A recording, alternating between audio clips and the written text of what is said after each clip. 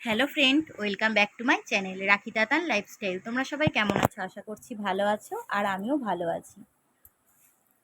তো বন্ধুরা, আজকে বানাবো মুসুরির ডাল, কাঁচা আমড়া দিয়ে ডাল করব, মানে টক ডাল। আমের সিজন তো প্রায় চলেই গেছে, কাঁচা আম এখন পাওয়া গেলেও কিন্তু টক হয় না, মিষ্টি মিষ্টি। সেই জন্য টক ডাল খাওয়ার ইচ্ছা করলে এখন আমড়ার সিজন, তাই কাঁচা আমড়া দিয়ে কিন্তু টক ডাল এত ভালো লাগে না খেতে, কি বলবো। তো এখানে আমি 150 মতন ডাল নিয়েছি, আর এখানে অনেকগুলোই আমড়া, কিন্তু সব আমড়া দেবো না, কারণ যেহেতু আমড়াগুলো অনেক টক, সেই জন্য অল্প দেবো, মানে হাফ আমড়া দেবো আর হাফ রেখে দেবো। চলো আগে ডালটাকে সেদ্ধ বসিয়ে দিই, ধুয়ে ভালো করে, তারপর আমড়াগুলো কেটে নেব। এই যে অল্প অল্প করে জল দিয়ে ভালো করে কিন্তু ডালটাকে চটকে চটকে ধুয়ে নেব। দেখো জলটা কেমন ঘোলা হয়ে যাচ্ছে। আমি যতক্ষণ না জলটা পরিষ্কার হয় ততক্ষণ কিন্তু ডালটাকে ধুয়ে নিই, মানে 5 থেকে 6 বার কিন্তু আমি ডালটাকে ধুয়ে পুরো পরিষ্কার করে নিই। চলো এইভাবে ভালো করে ধুয়ে ডালটা পুরো পরিষ্কার করে ধুয়ে নিই।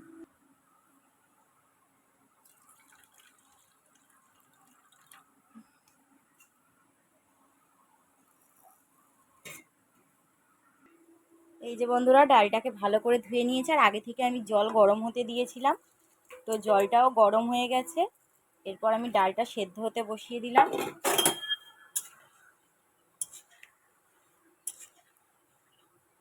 চলো ডালটা সেদ্ধ হয়ে যাক, আমি ততক্ষণে আমড়াটা কেটে নিই।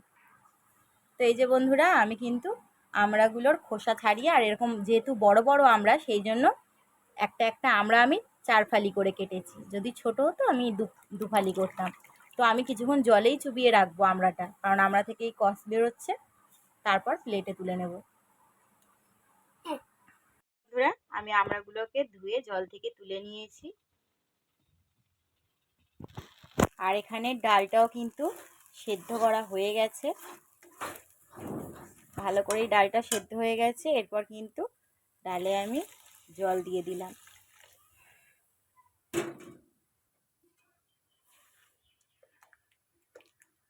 আর টক ডাল তো যে কোনো কিছু, টক ডাল একদম পাতলা সবচেয়ে ভালো হয়।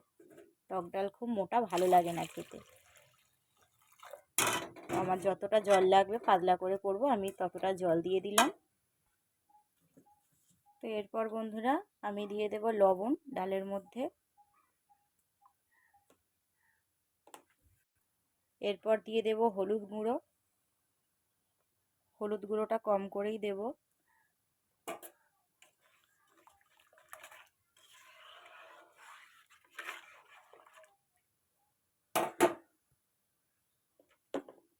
আর একটু দিই।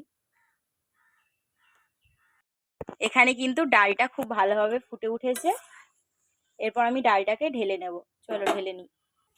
তো এই যে বন্ধুরা, ডালটা গামলিতে ঢেলে নিয়েছি। এরপর কড়া বসিয়ে দিয়েছি, দিয়ে দেব তেল। তো সর্ষের তেলটা গরম হয়ে গেছে। ফোড়নে দেব 2টো তেজপাতা, 2টো শুকনো লঙ্কা আর 5 ফোড়ন। এরপর আমি আমড়াগুলো দিয়ে দেব। সব আমড়াগুলো দিয়ে দিয়েছি। এরপর আমড়াগুলো তেলে দেওয়ার পর একটু হালকা ভেজে নেব আমড়াটা। আমড়াগুলো তেলে দেওয়ার পর আমি কিন্তু একদম হালকা করে ভেজে নেব আমড়াগুলো। তারপর ডালটা দিচ্ছি। ভাজার সময় না এত সুন্দর একটা গন্ধ বেরোচ্ছে। চলো এবার ভাজা হয়ে গেছে, এবার ডালটা দিয়ে দিই।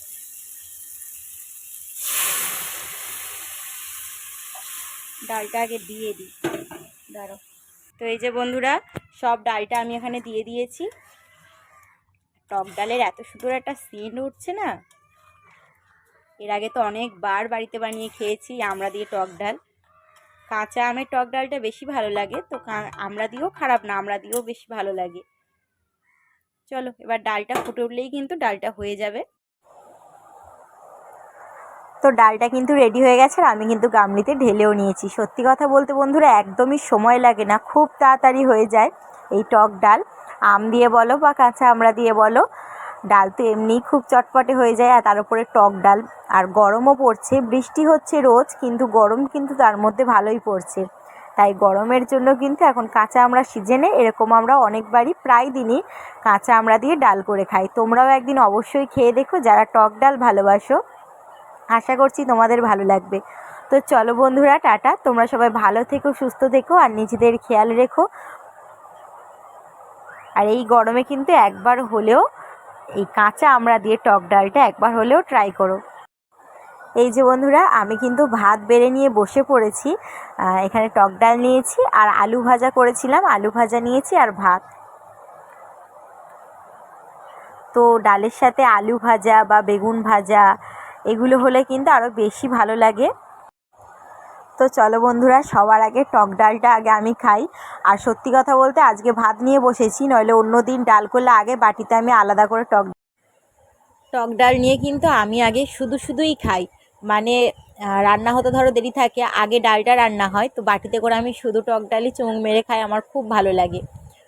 তো এরপর দেখো ভাতের সঙ্গে আমি টক ডাল, একটা আমড়া নিয়েছি, আর ডালের মধ্যে যে শুকনো লঙ্কাটা ফোড়নে দিয়েছিলাম সেই শুকনো লঙ্কাটাও একটু নিয়েছি। আর বেশি নিইনি, কিন্তু অনেকে আগে শুকনো লঙ্কাটা ডলে নেয় কিন্তু খুব ঝাল হবে সেই জন্য, তাই অল্পই নিয়েছি। আর সঙ্গে একটু আলু ভাজাও নিয়েছি, সব কিছু একসঙ্গে মেখে ওহ যা খেতে লাগছিল না, সত্যি বলছি বন্ধুরা, দারুণ।